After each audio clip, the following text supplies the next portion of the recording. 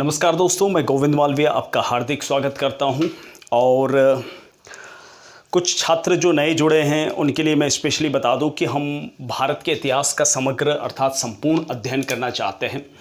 और इस सीरीज के अंतर्गत आप प्लेलिस्ट में जाकर देख सकते हैं, सारे वीडियोज भारतीय इतिहास से संबंधित हमने बना रखे हैं। और इस सीरीज के अंदर हमने प्राचीन भारत का एक एक बारीकी से इतिहास पढ़ा है। कुछ तकनीकी समस्याएं और चैलेंजेस आ रहे हैं क्योंकि मैं इस वीडियो को तीसरी बार ये रिकॉर्ड कर रहा हूं। कभी वॉइस की प्रॉब्लम तो कभी वॉइस रिकॉर्ड नहीं होती, तो आप अंदाज़ा लगा सकते हैं कि हम आप लोगों के लिए कितनी मेहनत कर रहे हैं। तो आपको भी ज़्यादा से ज़्यादा लाइक और शेयर करके साथ देना चाहिए।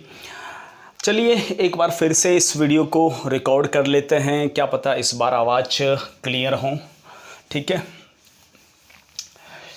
देखिए लास्ट वीडियो के अंदर हमने चर्चा की थी, वह गुलाम वंश के बारे में थी। अभी हमारी चर्चा है तुगलक वंश के दो प्रारंभिक सुल्तान के बारे में। और पहला सुल्तान जो आपको खैर दिखाई तो नहीं दे रहा होगा क्योंकि पिछले वाले वीडियो को बनाते समय मैंने थोड़ा मिटा दिया था वहाँ से। तुगलक वंश का जो समय है वह 1320 से 1412 के मध्य है भारतीय इतिहास में। और तुगलक वंश का पहला सुल्तान था जिसका नाम था गयासुद्दीन तुगलक। गयासुद्दीन तुगलक जो है उसका जो समय है मोटे तौर पर वह 1320 से 1325 ईस्वी के मध्य है। ठीक है, गयासुद्दीन तुगलक, वैसे तुगलक कोई नाम नहीं है और वैसे वंश का कोई नाम नहीं है, गयासुद्दीन तुगलक का ही नाम है और इसी के नाम पर इस वंश का नाम पड़ा। इसे गाजी तुगलक भी कहते हैं या गयासुद्दीन तुगलक भी कहते हैं। देखिए सबसे ज़्यादा जो मंगोल आक्रमण हुए थे भारत में, वह मंगोल आक्रमण हुए थे बलबन के समय और अलाउद्दीन खिलजी के समय। अलाउद्दीन खिलजी के समय सबसे ज़्यादा मंगोल आक्रमणों का सामना जो एक सेनापति के रूप में गयासुद्दीन तुगलक ने किया था। अलाउद्दीन खिलजी का एक बेटा था उमर खिलजी, जो 1320 ईस्वी में खिलजी वंश का अंतिम सुल्तान बना, जिसको मलिक काफूर ने मार दिया था। तो मलिक काफूर को दिल्ली की जनता ने शासक न चुनकर गयासुद्दीन तुगलक को सम्राट शासक चुना था। यानी एक तरह से यह प्रथम सुल्तान है जिसको जनता ने चुना है। ठीक है, गयासुद्दीन तुगलक के बारे में कहा जाता है कि इसने सिंचाई, कृषि, डाक और न्याय व्यवस्था से संबंधित सुधार किए थे। अगर आपसे पूछा जाए कि सबसे ज़्यादा नहरें और सिंचाई का विकास किस सुल्तान ने किया, तो आपका उत्तर होगा गयासुद्दीन तुगलक। ठीक है, साथ ही साथ इनके बारे में एक महत्वपूर्ण बात ये हो सकती है आपके कंपटीशन के लिहाज से कि इनकी राजधानी जो थी वह थी तुगलकाबाद। दिल्ली में थी तुगलकाबाद जो इनकी राजधानी हुआ करती थी। ठीक है, देखिए एक बात और, इनका एक बेटा था जिसका नाम था जोना खां। इस जोना खां के गुरु का नाम था शेख निजामुद्दीन औलिया, एक सूफी संत थे। एक समय की बात है जब गयासुद्दीन तुगलक बंगाल विजय के लिए गया हुआ था, तब जोना खां ने दिल्ली में अपने पिता के खिलाफ यानी गयासुद्दीन तुगलक के खिलाफ विद्रोह कर दिया था। और गयासुद्दीन तुगलक को लग रहा था कि उसके बेटे जोना खां को भड़काने वाला जो है वह शेख निजामुद्दीन औलिया है। इसलिए शेख निजामुद्दीन औलिया को गयासुद्दीन तुगलक ने कहा कि मैं तुझे दिल्ली पहुंचते ही यानी बंगाल से दिल्ली पहुंचते ही मैं तुझे दंडित करूंगा, मैं तुझे पनिशमेंट दूंगा, दंड दूंगा। तो शेख निजामुद्दीन औलिया ने गयासुद्दीन तुगलक के बारे में कहा था, हनोज दिल्ली दूर अस्त, यानी बादशाह अभी दिल्ली दूर है। ठीक है, और वास्तव में ऐसा ही हुआ। गयासुद्दीन तुगलक हैं वह बंगाल से दिल्ली की ओर रवाना हो रहा था, लेकिन दिल्ली नहीं पहुंच पाया। बीच रास्ते में अफगानपुर, जो कि यूपी में है एक जगह, वहां पर इसकी डेथ हो चुकी थी। इसलिए ये सब कहते हैं कि शेख निज़ामुद्दीन औलिया के प्रभाव से बादशाह दिल्ली नहीं पहुंच पाया। उसके लिए दिल्ली हमेशा दूर ही बनी रही। इसलिए कहा जाता है कि बादशाह दिल्ली अभी दूर है। ये कोटेशन आपने काफ़ी सुना होगा, जो शेख निज़ामुद्दीन औलिया ने गयासुद्दीन तुगलक के लिए कहा था। ठीक है, तो ये कुछ बातें हैं गयासुद्दीन तुगलक की। अब कुछ बातें कर लेते हैं मोहम्मद बिन तुगलक की। दिल्ली के तख्त पर दूसरा जो सुल्तान है वह है मोहम्मद बिन तुगलक। मोहम्मद बिन तुगलक जो है वह भारतीय इतिहास का सबसे पढ़ा लिखा पागल सुल्तान कहा जाता है। ठीक है, कहते हैं कि लगभग 12 से अधिक भाषाएं इसको आती थी और करीब 32 से ज़्यादा विषयों का ये व्याख्याता था। भारतीय इतिहास में अगर सबसे ज़्यादा कोई पढ़ा लिखा था तो वो आपके सामने बोर्ड पे पड़ा है, मोहम्मद बिन तुगलक। इसी मोहम्मद बिन तुगलक का जो मूल नाम था, वास्तविक नाम था, वह था जौना खां, जिसके गुरु थे शेख निज़ामुद्दीन औलिया, जिसकी चर्चा अभी अभी मैंने की थी।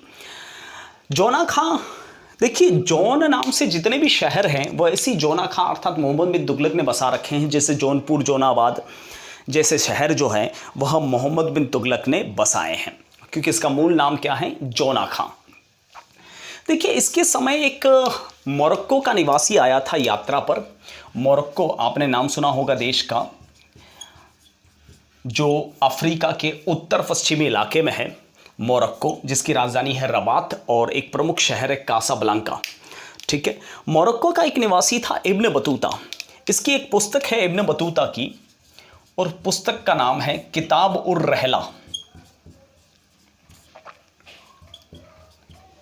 रहला में लिखता है इब्न बतूता कि दरअसल जौना खां ने ही अपने पिता को अफगानपुर में लकड़ी का महल बनवा के मारा था। ठीक है, इसी इब्न बतूता को, मोरक्को का निवासी इब्न बतूता जो एक दूत था, उसको ही चीन में दूत बनाकर मोहम्मद बिन तुगलक ने भेजा था। और इब्न बतूता किताब उर रहला में लिखता है कि मोहम्मद बिन तुगलक का साम्राज्य कश्मीर और बलूचिस्तान को छोड़ के संपूर्ण भारत पर उसका शासन था। पूरे भारत पर उसका अधिकार था। सिर्फ कश्मीर और बलूचिस्तान जो कि पाकिस्तान में है वह भारतीय साम्राज्य के हिस्से नहीं थे। कुल मिला के 23 प्रांत में बटा हुआ था उस समय भारत। ये बात किताब उर रहला में इब्न बतूता लिखता है। कुछ प्रशासनिक और कुछ सैन्य अभियान भी किए मोहम्मद बिन तुगलक ने, जो आपके एग्जाम में काम आ सकते हैं। देखिए प्रशासनिक परिवर्तनों के अंदर इसने, यह पहला सुल्तान है जिसने योग्यता के आधार पर पदों का बंटवारा किया। इसने पदों के लिए कोई हिंदू मुस्लिम नहीं किया। ठीक है, किसी का फेवर नहीं लिया। अगर हिंदू योग्य है तो हिंदू को पद पे नियुक्त किया और मुस्लिम योग्य है तो मुस्लिम को पद पे नियुक्त किया। दूसरा इसने कार्य किया था दोआब में कर वृद्धि। ये जो गोले में आइटम है, जो मैंने पहले वाले वीडियो में जिसमें कुछ तकनीकी खामी आ गई थी मैंने वहाँ बताया था, लेकिन आवाज़ रिकॉर्ड नहीं हुई थी उसमें। दोआब में कर वृद्धि की थी इसने। दोआब कहते हैं नदी के 2 भाग वाला इलाका, वहाँ पर कर वृद्धि की। ये उसके विवादास्पद कार्यों में जाना जाता है। अभी क्या था इसने, इसको समझाने के लिए मैं आपको एक एग्जाम्पल देता हूँ। जैसे आपने पंजाब हरियाणा सुना होगा। पंजाब हरियाणा में ज़मीन काफ़ी अच्छी है। वहाँ पर उदाहरण दे रहा हूँ मैं आपको, वहाँ पर 1 हेक्टेयर में 100 बोरी अनाज हो जाता है। वैसे ही राजस्थान में जो ज़मीन है वह 100 हेक्टेयर में भी 1 बोरी अनाज ढंग से नहीं होता। तो क्या गवर्नमेंट सब पर मान लो कि 10% टैक्स लगाती है? क्या ये सही है कि यानी पंजाब और हरियाणा वाला जो अधिकतर कमाई कर रहा है, अच्छी खेती हो रही है, वो भी उतना ही टैक्स दे, और राजस्थान जहां भूखों मर रहा है किसान वह भी वही टैक्स दे? तो राजस्थान जैसा जमीन वाला किसान गरीब से गरीब होता जाएगा और पंजाब हरियाणा वाले अमीर से अमीर होता रहेगा। ऐसा नहीं है कि सब जगह किसानों के हालात खराब हैं। जहां पर जमीन अच्छी है वहां किसानों के हालात भी अच्छे हैं। तो इसने क्या किया था, जहां दोआब है, जहां दो नदियों के बीच वाला अच्छा क्षेत्र है वहां टैक्स बढ़ाया और जहां बंजर ज़मीन है वहां टैक्स कम किया। ये तो वही वाली बात हो गई कि अगर टमाटर हैं 30 रुपये किलो है तो मुकेश अंबानी साहब जो है वह भी 30 रुपये ही किलो खरीदें और गरीब जो मजदूर हैं वह भी 30 रुपये ही किलो खरीदें। तो कुल मिलाकर ऐसा होना चाहिए ना कि गरीब को 3 रुपये किलो मिल जाए और मुकेश अंबानी को 3,000 रुपये किलो मिल जाए। लेकिन उस जमाने के और आज के इंसान को भी ये बात नहीं पचती जो इसने की थी, जो विवादास्पद कार्यों में गिना जाता। लेकिन मुझे नहीं लगता कि इसने ये कुछ गलत भी किया था। मैं तो कहता हूं सरकारों को इस पर ध्यान देना चाहिए। एक अमीर एक कोही जो कृषि विभाग है उसकी स्थापना की थी। ये सवाल कई बार आता रहता है, अमीर एक कोही यानी कृषि विभाग की स्थापना किसने की थी? तो मोहम्मद बिन तुगलक ने। एक इसने राजधानी परिवर्तन किया था। राजधानी इसने देवगिरी यानी दौलताबाद स्थापित की थी। दौलताबाद या देवगिरी स्थानांतरित की थी। दौलताबाद जिसे देवगिरी भी कहते हैं, ठीक है। इसने राजधानी परिवर्तन किया था और जनता के बीच में घोषणा करवाई, तुगलकी फरमान दिया। अक्सर आपने ये शब्द सुना होगा कि तुगलकी फरमान दिया जाता है। तुगलकी फरमान दिया कि सब दिल्ली से दौलताबाद चलो। आपको अगर अचानक से कोई कहे सरकार की अपनी सारी प्रॉपर्टी छोड़ के आज आप किसी और अन्य गांव या शहर में बस जाओ तो क्या पॉसिबल है? लेकिन सुल्तान का तुगलकी फरमान है, कौन आदेश टाल सकता है? जियाउद्दीन बर्नी लिखता है कि जबरदस्ती लोगों को घसीट घसीट कर ले जाया जा रहा था, जिनके धड़ जो है वह रास्ते में रह गए और टांगे टांगे आ गई दौलताबाद में। जब यहाँ का मौसम खराब था, ठीक है, तब वापस कहा कि चलो वापस दिल्ली। इस तरह से आधी दिल्ली की पब्लिक इसने मरवा दी थी राजधानी परिवर्तन करके, करीब 1326 से 27 के मध्य। एक इसने सांकेतिक मुद्रा वाला विवादास्पद कार्य किया था। देखिए उस समय चांदी का टंका चलता था और तांबे का जीतल चलता था। दो मुद्राएं थी, जीतल और टंका, जो इसने चलाए थे। ये सिक्के इतने साधारण थे कि हर कोई इस सिक्कों को अपने घर में ही ढाल सकता था, यानी घर में ही टकसालें लोगों ने बना दी थी। तो मार्केट में क्या जाली मुद्राएं आ गई थी। तो उस जाली मुद्रा को बंद करने के लिए इसने सांकेतिक मुद्रा का प्रचलन किया स्वर्ण मुद्राओं के रूप में। यानी पब्लिक को कहा कि नई मुद्राएं मैं जारी कर रहा हूं सोने की, वह आप ले जाओ और शाही खजाने में है वह ये तांबे के और चांदी के सिक्के जमा करवाओ, ठीक है। तो जनता को क्या था, अपने घर के सारे बर्तन ढाल ढाल के गला गला के उन्होंने सिक्के बना दिए, यानी सारी तांबाई की आइटम तो आ गई खजाने में और सारा सोना ले गए। इस तरह से ये विवादास्पद कार्य, हंसी वाला कार्य था। कुछ सैन्य अभियान भी किए थे इसने। सैन्य अभियान किया था चगतोई, एक मंगोलियन शासक था जिसका नाम था तरमाशरिन चगतोई। यह एक मंगोलियन था, चंगेज खान और तैमूर लंग का वंशज, और इसी चगतोई का वंशज था बाबर। इसके बहकावे में आकर इसने क्या किया, खुरासान अभियान किया। खुरासान वर्तमान अफगानिस्तान में है। सेना को डबल पेमेंट देकर, डबल पगार देकर और एडवांस देकर खुरासान अभियान के लिए तैयार किया। और जब सेना वहाँ खुरासान पहुंची तो तरमाशरिन चगतोई वहाँ अभियान के लिए नहीं आया और उल्टा मार खा के गए, यानी पेमेंट भी गई और मिला कुछ नहीं, खजाना खाली हो गया सो अलग। एक बार और बहकावे में आकर तरमाशरिन चगतोई के बहकावे में आकर कराचील अभियान किया, चाइना के नॉर्थ में आक्रमण करना चाहा और मार्ग चुना कुल्लू और कांगड़ा का, जो बर्फीला क्षेत्र है। और कहते हैं कि इसकी सेना जो है बर्फीले क्षेत्र में दबकर बहुत सारी मर चुकी थी, ठीक है। तो ये भी एक तरह का कार्य इसका विवादास्पद कार्यों में गिना जाता है।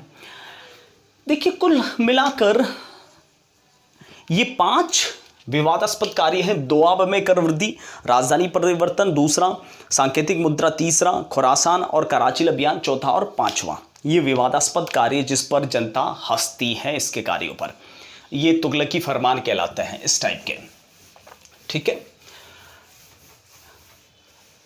देखिए इसके समय 2 प्रमुख विद्रोह भी हुए थे, एक विजयनगर का और एक बहमनी का विद्रोह। 1336 ईस्वी में विजयनगर में विद्रोह हुआ था और बहमनी में हुआ था, ये जो देवगिरी का पहले स्थान था, 1347 ईस्वी में। विजयनगर में विद्रोह करने वाला एक हिंदू राजा था जिसका नाम था हरिहर और बुक्का नाम के 2 भाई थे। बुक्का सालो और हरिहर बुक्का, इन दोनों ने विजयनगर में विद्रोह किया था और बहमनी में हसन गंगू ने विद्रोह किया था। और इसी बहमनी साम्राज्य से टूटकर बहुत सारे और भी टुकड़े बने थे, जैसे कुतुब शाही, बरीद शाही, बीदर शाही, निज़ाम शाही, जो जितने भी हैं वह बहमनी साम्राज्य से टूट के बने थे। इसकी मृत्यु जो है मोहम्मद बिन तुगलक की, वह 1351 ईस्वी में हुई थी ठट्टा में। ठट्टा पाकिस्तान में है।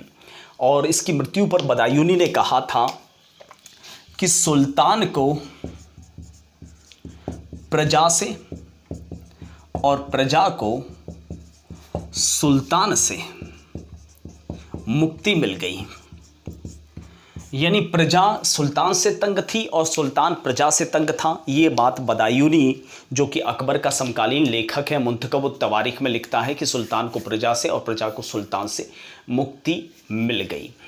तो ये थी मोहम्मद बिन तुगलक और गयासुद्दीन तुगलक की बातें, जो अकॉर्डिंग टू कंपटीशन एग्जाम आपके काम आ सकती हैं। आपको मैं मिलूंगा नेक्स्ट वीडियो में। होपफुली इसमें आवाज़ रिकॉर्ड हो गई हो तो भगवान का अच्छा रहेगा, नहीं तो फिर मैं नेक्स्ट वीडियो फिर अगले दिन ही बना पाऊंगा। देखते हैं।